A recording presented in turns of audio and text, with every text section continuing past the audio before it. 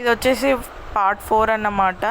ఇన్ని రోజులు అనుకున్నా నేనే యూట్యూబర్ని, నేనే వీడియోస్ తీస్తున్నా, నేనే ఎడిటింగ్ చేస్తున్నా అనుకున్నా కానీ ఒక ఓల్డ్ ఏజ్ ఆమెమన్నట్టు 60-65 ఏజ్ ఉంటుంది. ఆమె అయితే వీడియోస్ తీసుకుంటూ అక్కడ ఉన్న వాళ్ళని పరిచయం కాకముందుకే స్టోరీ అల్లుకుంటూ చెప్తూ ఉన్నదన్నట్టు.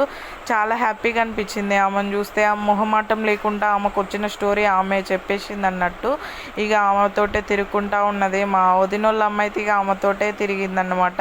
ఆమె అన్ని స్టోరీ చెప్తా ఉన్నది. నేనే కన్ఫ్యూజ్ అయినా, నాకే తెలియదు ఇంకా కొన్ని. నాకైతే ఆమెను చూస్తే అసలు మస్తు అనిపించింది. ఇక్కడ చూపిస్తున్న దేవుళ్ళు నాకు అంత ఐడియా లేదు, బట్ ఇదంతా రామాయణము దాంట్లో ఉన్నాయి అన్నమాట ఇవన్నీ. సో ఇక్కడ పని చేసినా కానీ సిగ్గు మొహమాటం ఉంటే పనికిరాదని నాకు ఈ సిచ్యువేషన్లోనైతే అర్థమైంది ఆమెను చూసినాక.